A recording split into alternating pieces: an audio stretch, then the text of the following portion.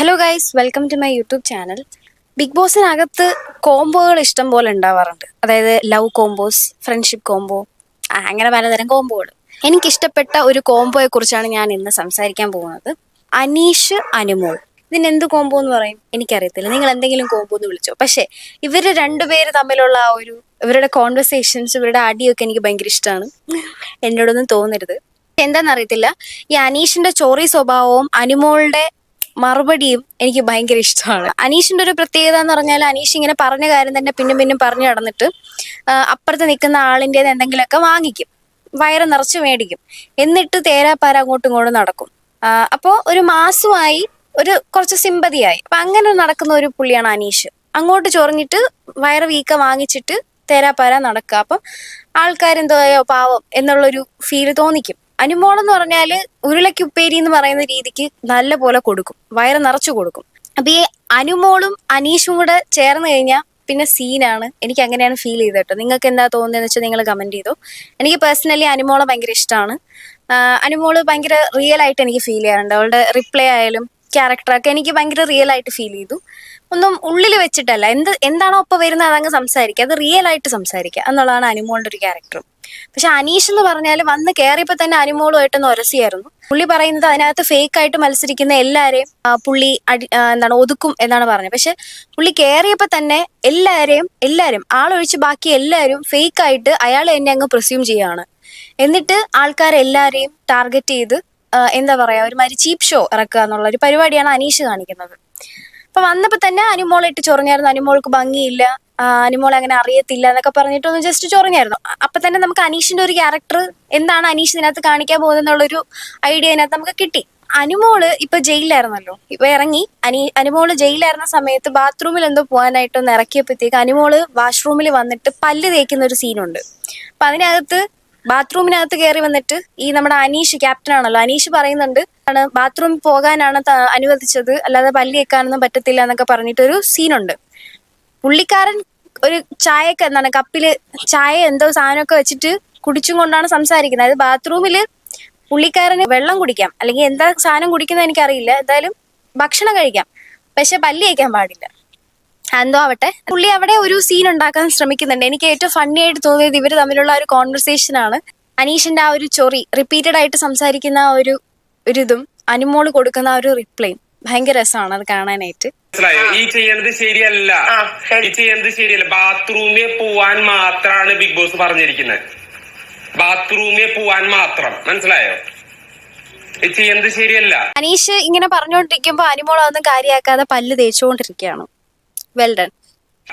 ഈ ചെയ്യണത് ശരിയല്ല, ഈ ചെയ്യണത് ശരിയല്ല. ബാത്റൂമിൽ പോവാൻ തന്ന സമയം മിസ്യൂസ് ചെയ്ത് ഇമ്മാതിരി കളി കളിക്കരുത്. ഈ ചെയ്യണത് ശരിയല്ല അനുമോളെ, ഈ ചെയ്യണത് ശരിയല്ല. കൃത്യമായിട്ട് പറഞ്ഞിട്ടുണ്ട് ബാത്റൂമിൽ ശരിയല്ല. അത് തന്നെ, ഇതാണ് ഭയങ്കര ഇഷ്ടപ്പെട്ടത്. അതായത് ഇയാൾ പറയുന്നതിന് നല്ല കൃത്യമായിട്ടുള്ള മറുപടി അനു കൊടുക്കുന്ന ആ ഒരു റിപ്ലൈ ഉണ്ടല്ലോ. ഒരു വട്ടം പറഞ്ഞല്ലോ, പിന്നെ എന്തിനാ പിന്നും പിന്നും പറയുന്നത്? ശരിയാണ്, ഒരു വട്ടം പറഞ്ഞല്ലോ, പിന്നെ എന്തിനാ പിന്നും പിന്നും പറയണത്? എനിക്ക് നല്ല ശരിയല്ല ചെയ്യണത്, ശരിയല്ല ചെയ്യണത്. ഈ ചെയ്യണത് ശരിയല്ല, ശരിയല്ല ചെയ്യണത്, ശരിയല്ല ചെയ്യണത്, ശരിയല്ല ചെയ്യണത്, ശരിയല്ല ചെയ്യണത്, ശരിയല്ല ചെയ്യണത്, ശരിയല്ല ചെയ്യണത്, ശരിയല്ല ചെയ്യണത്, ശരിയല്ല ചെയ്യണത്, ശരിയല്ല ചെയ്യണത്. ഓ, ഇനി അത് 100 വട്ടം പറയും ശരിയല്ല ചെയ്യണത്, ശരിയല്ല ചെയ്യണത്. അത് കേൾക്കുന്നവർക്ക് ഭയങ്കര ഇറിറ്റേഷൻ ആണ്. അപ്പൊ അതിനകത്ത് നിൽക്കുന്ന ആൾക്കാർക്ക് എന്തൊരു ഇറിറ്റേഷൻ ആയിരിക്കും എന്ന് ഞാൻ വിചാരിക്കുന്നത്.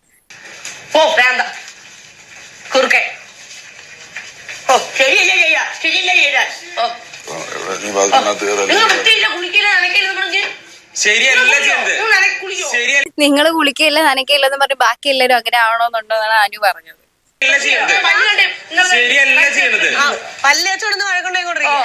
ആ പുള്ളി അത് തന്നെ പറഞ്ഞുകൊണ്ടിരിക്കുക. ഇതിനെ ഒതുക്കാൻ ഇതിന് വല്ല കുഴപ്പമുണ്ടോ? എനിക്ക് അറിയാൻ മേലാണ്ട് ചോദിക്കുക. പിന്നെ ശരിയല്ല ചെയ്യണത്, ശരിയല്ല ചെയ്യണത്. ആയിക്കോട്ടെ, ഒരാളെ അവിടെ കെടുത്തിയിട്ട് ഇവിടെ വന്ന് ഇങ്ങനെ പല്ല് തേച്ചിരിക്കാൻ ഞാൻ വിട്ടത് ബാത്റൂമിൽ പോവാൻ വേണ്ടി മാത്രാണ്. ഈ ചെയ്യണത് ശരിയല്ല. ആയിക്കോട്ടെ.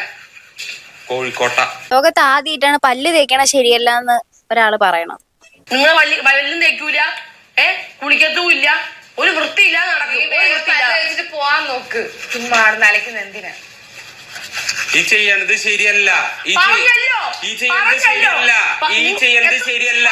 പിന്നെ വീണ്ടും റിപ്പീറ്റ് ചെയ്യണേ? വേറൊന്നും പറയില്ലേ? വേറെ ഡയലോഗ് അടിക്കാൻ നോക്ക്. ഈ ചെയ്യണത് ശരിയല്ല. ആയിക്കോട്ടെ. ഈ ചെയ്യണത് ശരിയല്ല. കോഴിക്കോട്ടെ ആയാലും ആയിക്കോട്ടെ ആണെങ്കിലും ഈ ചെയ്യണത് ശരിയല്ല. പോ, ഒന്ന് പോ. എന്തെങ്കിലും കിട്ടാൻ വേണ്ടി കാത്തിരിക്കുകയാണ്. പള്ളിയൊക്കെ തെറ്റാണോ? പറ. ദർശനം ചെയ്യാതെ മാവൂൽ പറ ചേട്ടാ. സത്യം, പല്ല് തേക്കണത് ശരിയല്ല എന്ന് പറയുന്നത് ആദ്യമായിട്ടാണ് കേട്ടോ. ബാത്റൂമിനകത്തല്ലേ പിന്നെ പല്ല് തേക്കേണ്ടത്? വേറെ എവിടെയെങ്കിലും പോകണോ? ഈ പുള്ളി ബാത്റൂമിനകത്ത് ചായയും കൊണ്ട് തേരാപ്പര നടക്കുന്നുണ്ട്. എനിക്ക് രാവിലെ 8 മണിക്ക് ബ്രഷ് ചെയ്യണം. എനിക്കത് വേണം. അത് ഞാൻ ശീലിച്ചതാണ്. ഈ പുള്ളി ബ്രഷ് ചെയ്യത്തില്ല. ഒരു വൃത്തി എന്നുള്ള സാധനം ഇല്ല. ഇല്ല, ശരിക്കും ചെയ്യുമായിരിക്കും. വൃത്തിയില്ല. കണ്ണാക്കി കൊടുത്ത് വല്ല ആവശ്യം ഉണ്ടായിരുന്നോ? എന്ത് ഞാൻ ഉള്ളത് മുഖത്ത് ഇപ്പൊ ചേട്ടൻ വൃത്തിയില്ല, ഞാനും പറയും ചേട്ടൻ വൃത്തിയില്ലാന്ന്. ഒരു വൃത്തിയില്ല. ചുമ്മാ ഇങ്ങനെ ടൈൻഷട്ടും ചെയ്ത് ഇങ്ങനെ സ്റ്റൈൽ നടക്കുന്നല്ലാണ്ട് ഒരു വൃത്തി നോക്കിയില്ല. ഓ, ചുമ്മാ ഭാഗം ഒരാൾ സംസാരിച്ചാ പോരാ, വൃത്തിയും കൂടെ വേണം. എന്റെ അത്ര വൃത്തി ഈ വീട്ടിൽ അതെ, പുള്ളിക്കാരന്റെ അത്ര വൃത്തി ആ ബിഗ് ബോസിൽ വേറെ ആർക്കും ഇല്ല. പുള്ളിക്കാരന്റെ അത്ര ബുദ്ധി വേറെ ആർക്കും ആ ബിഗ് ബോസിനകത്ത് വേറെ ആർക്കും ഇല്ല. പുള്ളിക്കാരന്റെ ആ ഒരു ഗെയിം സ്ട്രാറ്റജിയും ആ ബിഗ് ബോസിനകത്ത് വേറെ ആർക്കും ഇല്ല. അപ്പൊ പുള്ളിക്കാരന്റെ അത്ര വേറെ ആരും അതിനകത്ത് വരത്തില്ല എന്നാണ് പുള്ളിക്കാരൻ സ്ഥാപിക്കുന്നത്. അതുകൊണ്ടാണ് വന്ന അന്ന് തൊട്ട് ബാക്കിയുള്ളവരെ നെഞ്ചത്തോട്ട് കയറുന്നതും.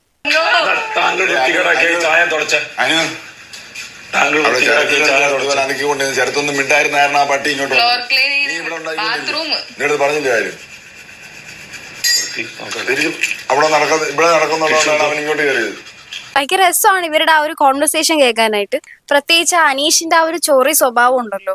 ഇത് പറഞ്ഞ കാര്യം തന്നെ ഇങ്ങനെ റിപ്പീറ്റഡ് ആയിട്ട് നമുക്ക് കേൾക്കുന്നവർക്ക് ഭയങ്കര അരോചകമായിട്ട് ഫീൽ ചെയ്യും.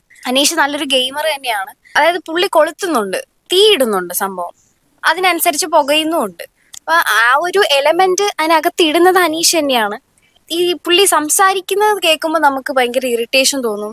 ഹനിമോള് ജെനുവിൻ ആയിട്ട് ആ ഹനിമോള് പറയുന്ന ആ ഒരു ഡയലോഗ് ഡെലിവറി ഉണ്ടല്ലോ, അത് കേൾക്കുമ്പോൾ സത്യം പറഞ്ഞാൽ നമുക്ക് ചിരി വരും. പുള്ളിക്കാരിയുടെ വേ ഓഫ് സ്പീക്കിംഗ് ആണ്, പക്ഷെ അത് ഭയങ്കര ജെനുവിൻ ആയിട്ട് ക്ലിയർ ആയിട്ട് അപ്പൊ തന്നെ കൊടുക്കുന്നുണ്ട്.